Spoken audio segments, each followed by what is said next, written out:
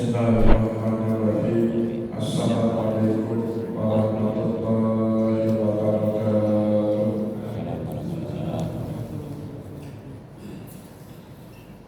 Alhamdulillah, alhamdulillahilladzi ja'ala ilman taharatan nufus wa nuran lil basair wa hadiyan ilal jannah. Asyhadu an la ilaha illallah wahdahu la syarika lah wa asyhadu anna Muhammadan abduhu wa rasuluhu shadiqul burhan. Allahumma sholli wa sallim ala rasulika karim Muhammad sallallahu alaihi wasallam wa ala alihi wa ashabihi wa man tabi'ahum bi ihsanin ila yaumiddin. Summa amma ba'du. Puji dan syukur senantiasa dan tidak pernah bosan-bosannya kita panjatkan kehadiran Sang Maha Pencipta Allah Subhanahu wa Ta'ala, yang mana dengan limpahan karunia-Nya, rahmat-Nya, hidayah-Nya, serta anugerah-Nya kepada kita semua, kita kembali masih diberi kesempatan, kesehatan, dan usia panjang oleh Allah untuk sama-sama dan senantiasa mengabdikan diri kita di jalan-Nya dengan menjalankan segala perintah-Nya dan menjauhi semua larangan-Nya. Salawat dan salam juga tidak pernah berpula kita haturkan kepada junjungan alam Nabi besar Muhammad sallallahu alaihi wasallam,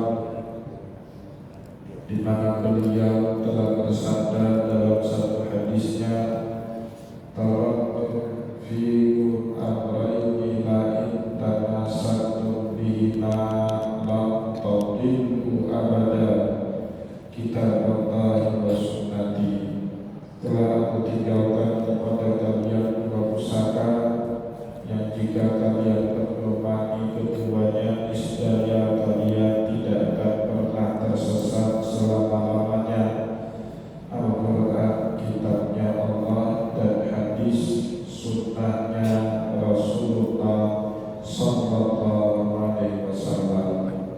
Bapak Ibu kaum muslimin dan muslimat, jamaah sholat maghrib dan juga isya yang dimuliakan oleh Allah, mari pada kesempatan malam yang mulia ini, sambil kembali kita niat iktikaf di rumah Allah, mari sama-sama kita kembali melanjutkan pengajian hadis kita dengan kitab Fathul Bari bi Syarhi Sahih Bukhari karya Imam Ibnu Hajar Al-Asqalani rahimahullahu ta'ala. Dan insyaallah pada kesempatan malam ini kita kembali akan melanjutkan bacaan kita dengan kitab yang keempat, kitab Al-Wudu, kitab yang membahas hadis-hadis tentang wudu, pada bab ke-33, babul ma'il ladzi yughsalu bihi sya'rul insan, bab yang membahas tentang hukum penggunaan air yang digunakan untuk membasuh rambut kepala manusia. Bapak Ibu kaum muslimin dan muslimat, jamaah pengajian yang dimuliakan oleh Allah, Imam Ibnu Hajar Al-Asqalani sebelum masuk ke hadis nomor 170, beliau menguraikan secara panjang lebar makna daripada penjudul bab seperti yang kita baca tadi oleh Imam Bukhari, babul ma'il ladzi yughsalu bihi sya'rul insan. Makna dari bab ini, kata Imam Ibnu Hajar Al-Asqalani asyara musannifu ila annahu taharatu. Melalui judul bab ini musannif, yang dimaksud musannif di sini adalah Imam Bukhari itu sendiri. Kata Imam Ibnu Hajar, melalui judul bab ini Imam Bukhari mengisyaratkan kepada kita air yang telah digunakan untuk membasuh rambut umat manusia, rambut kepala manusia, hukumnya suci. Jadi bukanlah air musta'mal. Jadi air musta'mal itu tidak dianggap hasil tetesan daripada air yang membasuh rambut kita, itu tidak masuk kategori musta'mal. Tetapi baqiyatul jawarih, sisa anggota tubuh kita yang lain, seperti air netes dari tangan setelah kita membasuh tangan sampai ke siku, ataupun air yang netes dari muka, ataupun air yang netes dari kaki setelah kita mencuci kaki, itu semua di dalam fikih dianggap sebagai ma'ul musta'mal. Nah, di sini ada dua hal yang dibedakan oleh Imam Bukhari melalui judul bab tadi, di mana semua fadlatul ma'i sya'ril insan, air tetesan dari rambut kita saat kita berwudu, tidak dianggap sebagai ma'ul musta'mal, tetapi air tahirun wa mutahhirun, suci dan dia dapat menyucikan kembali. Berbeda hanya dengan air yang netes dari anggota tubuh wudu yang lain. Di sini Imam Ibnu Hajar secara panjang lebar menjelaskan kepada kita, li'anna mughtasila qad yaqa fi ma'in muslahu min sya'rihi, orang yang mandi, bagi yang mandi junub atau orang yang membasuh kepalanya, qad yaqa fi ma'in muslahu insya'Allah, tak terhindar Bapak Ibu, pasti air yang membasuh kepala kita itu netes ke tubuh kita yang lain. Saat kita membasuh kepala atau saat kita mandi junub, itu kan airnya kepala atau air yang ada di rambut pasti netesnya kemana-mana dari anggota tubuh kita pada saat kita mandi ataupun pada saat kita wudu. Itulah yang menyebabkan Imam Bukhari kemudian atau Imam Ibnu Hajar Al-Asqalani mengatakan bahwasanya air tetesan wudu tersebut tidak termasuk ma'ul musta'mal, tetapi dia suci ataupun menyucikan.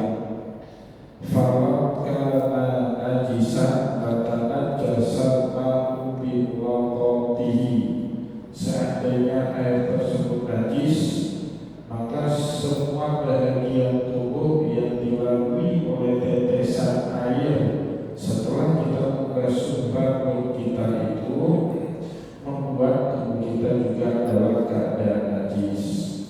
Walau yukal anna Nabiya sallallahu alaihi wasallam tajannaba dzalika fi irtisabihi, dan tidak pernah ditemukan, kata Imam Ibnu Hajar Al-Asqalani, sebuah riwayat pun anna Nabiya sallallahu alaihi wasallam tajannaba dzalika fi irtisabihi, beliau menghindari dari tetesan air dari rambut beliau, baik pada saat mandi junub ataupun pada saat beliau wudu.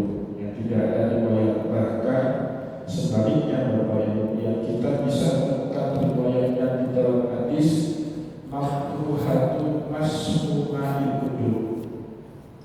Di dalam hadis Nabi Muhammad SAW memakruhkan kita mengelap air sisa wudu yang masih membasahi tubuh kita. Itu hukumnya makruh. Jadi kalau Bapak Ibu tidak ada uzur seperti sakit atau suhu yang tidak terlalu dingin yang membuat kita baik-baik saja, misalnya dalam keadaan air membasahi tubuh anggota tubuh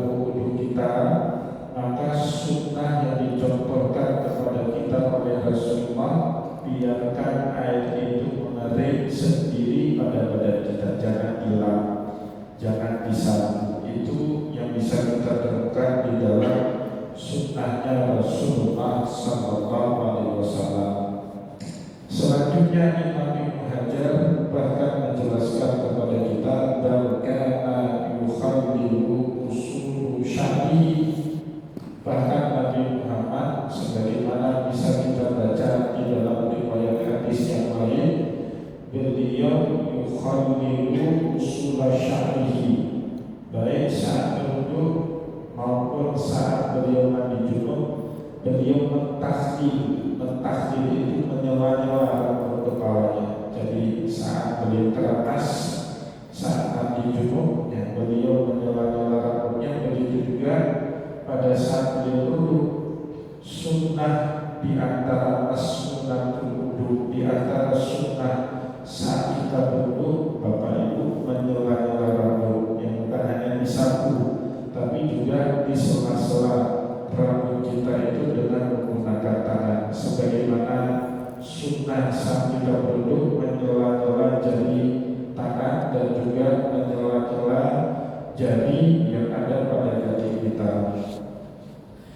Karena sayati sebagaimana yang bisa kita baca pada hadis nomor 272. Jadi kalau kita loncat Bapak Ibu pada hadis nomor 272 di dalam Sahih Bukhari, beliau meriwayatkan sebuah hadis di dalam bab 15 di kitab yang kelima. Kita ini baru kitab yang keempat. Nanti insya Allah kalau kita panjang usia, kita masuk kitab yang kelima, kitab Muslim, kitab yang membahas tata cara mandinya Nabi, baik mandi wajib maupun mandi sunnah ataupun mandi mubah.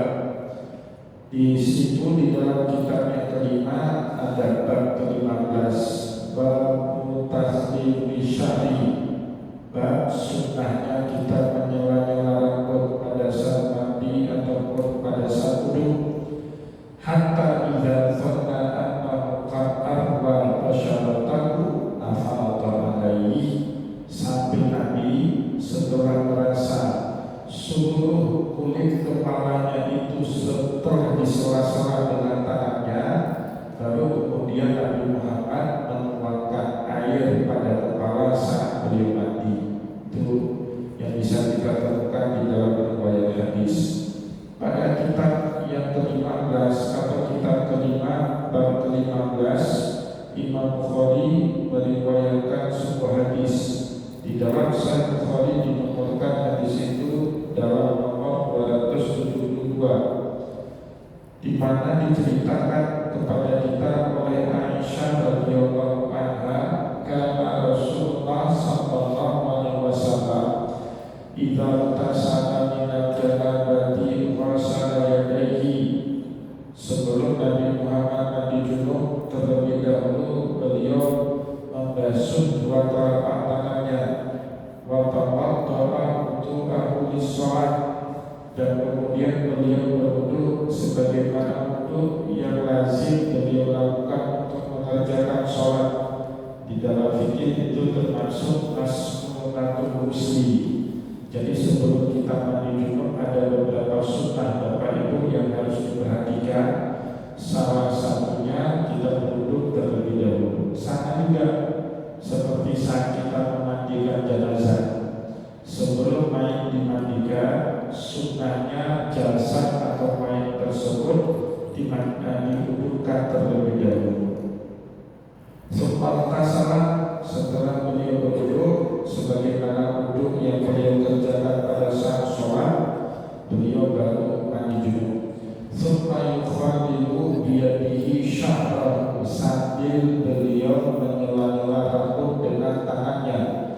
Hatta idza zanna annahu qad arwa basyaratahu, sehingga setelah Nabi Muhammad merasa seluruh kulit kepalanya telah disela-sela dengan tangannya, afadha alaihi ma'a salasa marratin, baru Nabi Muhammad menuangkan air mulai dari arah kepala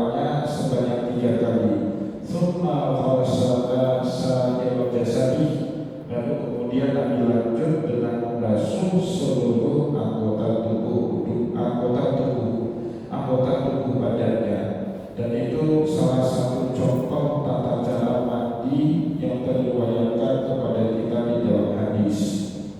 Bapak Ibu kaum muslimin dan muslimat jamaah pengajian yang dimuliakan oleh Allah, selanjutnya setelah tadi Imam Ibnu Hajar menjelaskan kepada kita hukum dari air yang netes dari rambut kepala, selanjutnya Imam Ibnu Hajar juga menjelaskan kepada kita wastadalla musannifu ala taharatihi bima dzakarahu min al-hadits al-marfu'. Imam Bukhari melalui bab ke-33 tadi juga berdalil terhadap sucinya air yang netes dari rambut kita bima dzakarahu min al-hadits al-marfu', sebagaimana hadis yang beliau sebut hadis marfu'. Hadis marfu' itu hadis yang bersambung sanadnya sampai kepada Rasulullah sallallahu alaihi wasallam. Wa tu'aqiba bi anna syarra nabi, bahkan ditambahi lagi sebagian ulama ada yang menyangkal apa yang dijelaskan oleh Imam Bukhari tadi. Ini pendapat kedua. Biasa Bapak Ibu di dalam memahami sebuah hadis, para ulama jarang punya satu pendapat, biasanya punya berbagai macam pendapat. Wa tu'tiba bi anna syarra nabiyya sallallahu alaihi wasallam qaraun la yukasu alaihi qaraun. Sebagian ulama mengatakan rambut Nabi Muhammad kan mulia, maka jangan kita kiaskan rambut Nabi dengan rambut orang selain Nabi. Itu khusus bagi Nabi saja yang terceritakan di dalam hadis, dan berlaku kepada umat. Tetesan air dari rambut itu tidak najis hanya untuk Nabi, sedangkan untuk umat najis itu. Sebagian ulama berpendapat demikian. Wa naqalahu Ibnu Munzir wal Khattabi wa ghairahuma bi anna khususiyatan la tusbatu illa bi dalilin wal asli adalah. Tetapi pendapat kedua ini disanggah dengan keras. Walau tabaru itu dikritik dengan keras, setidaknya oleh dua orang ulama. Yang pertama Imam Ibnu Munzir. Imam Ibnu Munzir ini Bapak Ibu terkenal sebagai ulama hadis, punya kitab hadis banyak. Salah satu yang paling terkenal itu kitab hadis Tarikh wa Tarhib karya Imam Ibnu Munzir. Atau juga kita ijma. Jadi beliaulah ulama pertama dalam sejarah Islam yang mengumpulkan ijma para ulama dalam satu perkara syariat. Contoh sholat 5 waktu, ijma para ulama tentang kewajibannya. Sholat sunat rawatib qabliyah wa ba'diyah, ijma juga para ulama tentang kesunahannya. Puasa Senin Kamis ijma. Nah, jadi bahkan kata Imam Munzir, terkadang dalam syariat ijma ini punya kekuatan lebih daripada Al-Quran dan hadis. Ayat Al-Quran atau hadis Nabi kalau tidak disepakati maknanya dengan satu makna oleh para ulama, maka dia tidak akan pernah diterima oleh umat sebagai satu amalan yang umum diterima. Jadi Bapak Ibu, ijma itu dengan demikian punya posisi yang vital di dalam agama ya, karena dengan ijma'nya para ulama berarti pahamnya itu kuat. Makna dari ayat atau hadis Nabi tidak punya makna yang lain kecuali atas makna yang telah disepakati oleh para ulama. Imam Ibnu Munzir dan Imam Khattabi wa ghairahuma dan ulama-ulama selain mereka berdua mengkritik pendapat yang mengatakan itu khusus bagi Nabi. Apa kata beliau? Bi anna khususiyata la tasbutu illa bidalilin. Kekhususan syariat kepada Nabi tidak pernah terjadi sampai adanya dalil tegas yang mengatakan itu khusus bagi Nabi dan tidak berlaku kepada umat. Itu prinsipnya. Contoh Bapak Ibu, saat Allah membolehkan Nabi Muhammad itu dari khusus yang tidak berlaku kepada umat. Ya, fakir atau balaku minat bisa asal itu dari umumnya berlaku bagi Nabi dan bagi selain Nabi.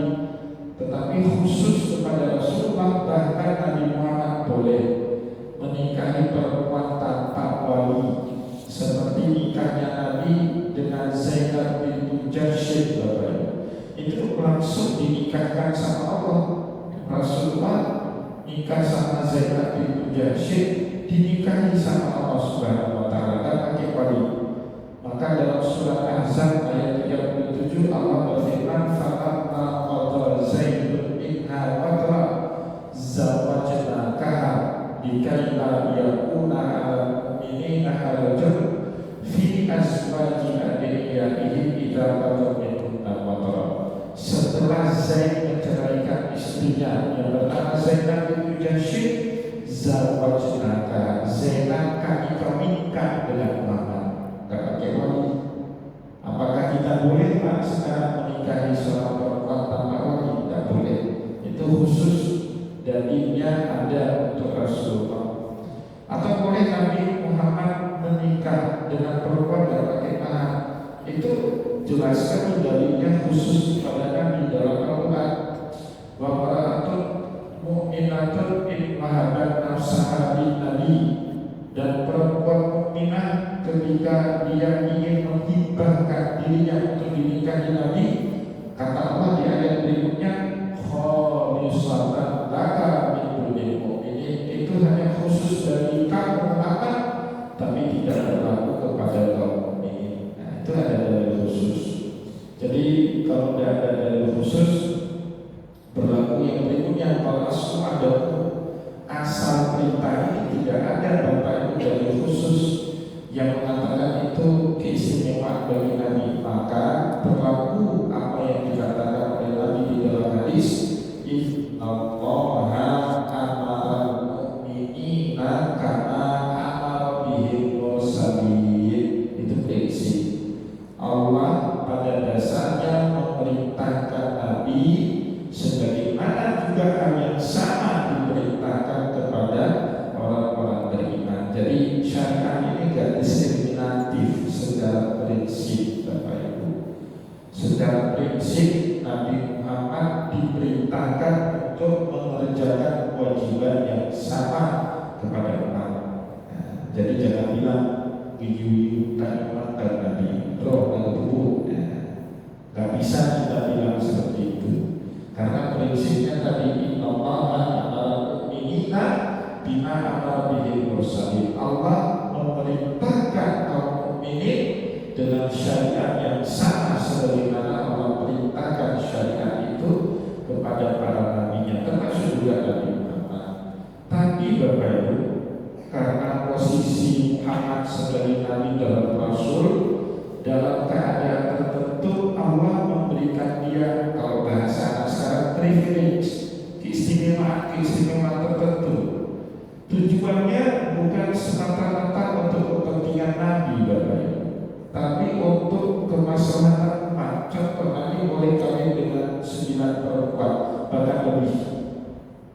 Walaupun setelah beliau punya 9 istri, wa harrama dzalika wa harrama dzalika walau a'jaba husnuhun. Allah bilang, setelah ini Muhammad, kami harapkan bagi kamu kawin lain, walau a'jaba husnuhun, walaupun ada perempuan nanti yang membuat hati kamu tertarik, diharapnya. Kenapa? Sudah selesai tujuan Allah membolehkan Nabi poligami lebih dari 4. Sudah selesai tujuannya. Tujuan Nabi disuruh poligami apa? Kalau bahasa kasarnya Bapak Ibu, kelinci percobaan Allah. Kasarnya seperti itu. Kalau mau kasar, kelinci percobaan Allah. Nabi Muhammad gak punya hati itu sama Zainab bintu Jahsy. Gak punya hati Bapak Ibu. Kalau kita baca Al-Quran, bahkan Nabi Muhammad malu betul. Masa Muhammad menikahi mantan istri anak-anaknya? Zainab bintu Jahsy kan istrinya Zaid bin Harisah yang pernah dijadiin anak-anaknya Nabi Muhammad, maka kena tegur Allah menegur Nabi Muhammad dalam surat Ahzab. Ittaqul lilladzina an'amallahu 'alaihi wa an'amta 'alaihi aksik 'alaika zaujak.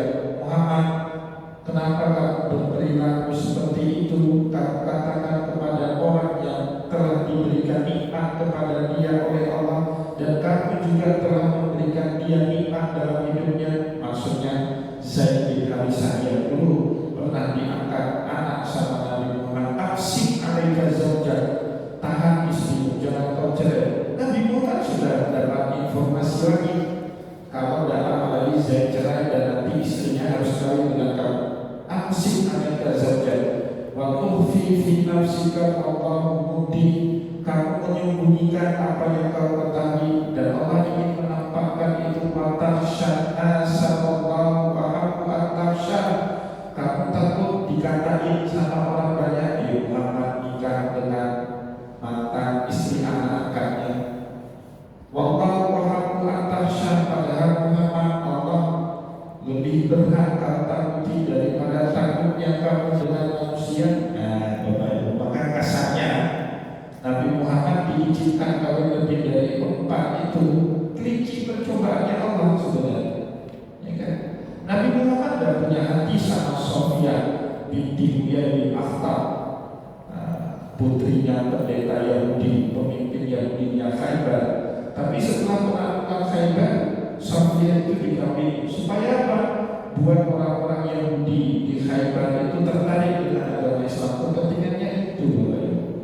Kalau kita diizinkan poligami lebih dari 4, habis anak gadis orang kita kawin semua. Karena dibimbing sama nafsu kan. Kalau Nabi Muhammad poligaminya dibimbing sama wahyu, beda itu, Bapak Ibu.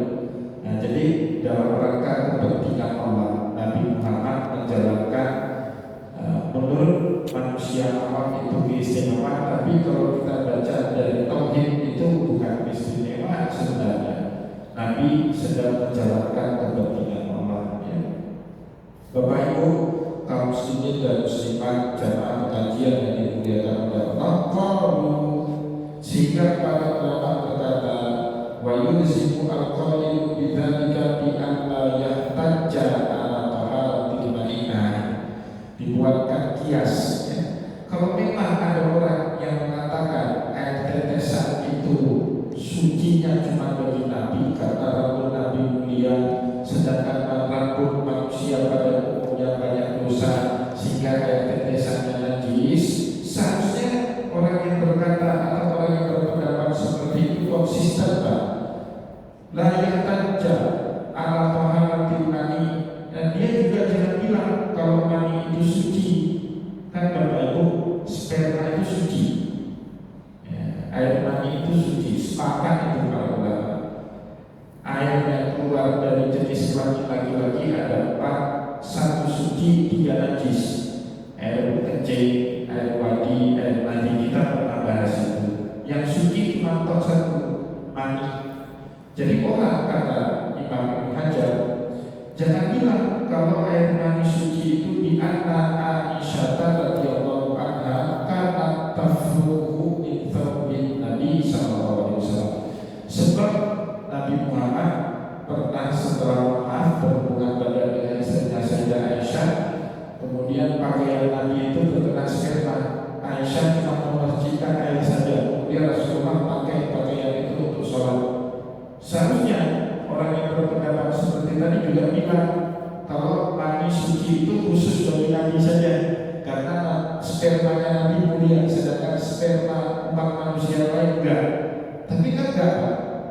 Sucinya sperma itu bagi Nabi dan juga bagi seluruh umatnya Nabi Muhammad SAW. Seharusnya kalau mereka mengatakan tetesan air rambut Nabi itu sucinya cuma bagi Nabi, najis bagi umat, seharusnya sucinya sperma juga bagi Nabi saja, bagi umat najis. Tapi kan tidak seperti itu.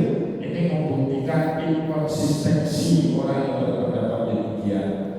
Bapak Ibu kaum muslimin dan muslimat jamaah pengajian yang dimuliakan oleh Allah, wa hadza kulluhu fi sya'ril adami. Ini semua berkaitan pembahasannya sudah kita jelaskan tadi ya, baik tentang tetesan air dari rambut ya, bagaimana hukumnya rambut manusia ya. Itu sepakat kata Imam Ibnu Hajar adalah fi sya'ril adami. Ini berkaitan dengan bulu atau rambutnya manusia. Amma sya'rul hayawani ghairal ma'kuli muzakka. Bagaimana dengan rambut atau bulu hewan yang tidak boleh dimakan dagingnya? Harimau misalnya, atau beruang misalnya. Yang mahal-mahal kan kulitnya itu kulit beruang, kulit harimau kan mahal. Beda lagi Bapak Ibu kalau hewan itu termasuk jenis yang boleh dimakan dagingnya, itu tidak ada khilaf di antara para ulama, boleh kita manfaatkan kulitnya itu ya, boleh kita manfaatkan. Sebagiannya mensyaratkan harus disamak terlebih dahulu, sebagian lagi mengatakan tidak usah disamak, asal kulit hewan yang boleh kita makan dagingnya, kambing misalnya, kulit sapi misalnya, atau kulit kerbau itu boleh dimanfaatkan. Sebagian ulama bilang bahkan tanpa disamak sekalipun. Sebagian ulama lain mengatakan itu bangkai, kalau mau dimanfaatkan disamak. Itu khilaf di antara para ulama. Dari mana itu disimpulkan oleh para ulama? Nanti di dalam Sahih Bukhari juga Bapak Ibu ada satu bab hadis nomor 61 yang di dalam kitab ke-24, kitab zakat. Ya, jadi di dalam kitab ke-24 kita ini masih kitab yang keempat ya, belum kitab 24, nanti masih panjang pembahasannya. Di dalam kitab ke-24 kitab zakat ada bab ke-61, bab shadaqati ala mawali azwajin Nabi sallallahu alaihi wasallam. Bab keutamaan bersedekah kepada mawali. Mawali itu Bapak Ibu hamba sahaya yang sudah dimerdekakan. Nah, jadi mereka mantan budak yang sudah dimerdekakan. Dulu istri Nabi itu punya budak yang membantu keseharian mereka, punya semacam pembantu lah. Tapi karena hidupnya para istri Nabi, Bapak Ibu kalau baca sejarah itu janda-janda Nabi itu sayang, zuhudnya takut, hidupnya sederhana sekali, bukan seperti janda-janda mantan presiden kita yang hidupnya mewah. Itu janda-janda Nabi itu sedih hidupnya. Ya, itu Ummahatul Mukminin kan, ibunya kaum mukminin, bukannya nggak dikasih sama pemerintah, sama kerajaan, sama khalifah, dikasih, tapi mereka nolak. Itu hebatnya, zuhud betul. Mereka betul-betul terkenal. Dulu kan Aisyah pernah ditanya sama Umar bin Khattab. Umar bin Khattab sempat tersinggung. Umar bin Khattab kan yang membuat lembaga Baitul Mal pertama sekali dalam sejarah Islam. Dan di zaman Umar bin Khattab, futuhat Islamiyah itu kemana-mana. Apa? Pembebasan wilayah Islam itu kemana-mana. Jadi negara betul-betul kayak surplus kas negara. APBN-nya banyak berlebih. Maka wajarlah Umar bin Khattab itu kasih tunjangan kepada istri-istrinya Nabi. Tapi mereka nolak dan menerima. Aisyah tidak terima, Aisyah tidak menerima, Sofia binti Huyai bin Akhtab tidak menerima, Hafsah bahkan putrinya Umar sendiri tidak menerima, ya. Ummu Habibah Ramlah binti Abi Sofyan tidak menerima. Akhirnya Umar itu tersinggung, kok tidak menerima. Dipanggillah putrinya Hafsah. Kenapa kalian janda-janda Nabi ini tidak menerima santunan dari negara ini? Harta halal apa jawabannya? Kami pernah kena tegur sama Allah. Ada juga dalam surat Azab itu. Jadi dulu Bapak Ibu di masa hidupnya Nabi, istri-istri Nabi ini ya seperti istri-istri bapak-bapak semua ini. Banyak mintanya kan, istri-istri bapak banyak mintanya. Minta ini, minta itu, dengan tetangga baru punya mobil baru minta juga ke Nabi. Bapak Ibu kalau istri Nabi satu orang ya dibikinkan sama Nabi. Kalau 9 orang lagi yang sama, pusing juga kepala Nabi. Minta mobil baru yang sangat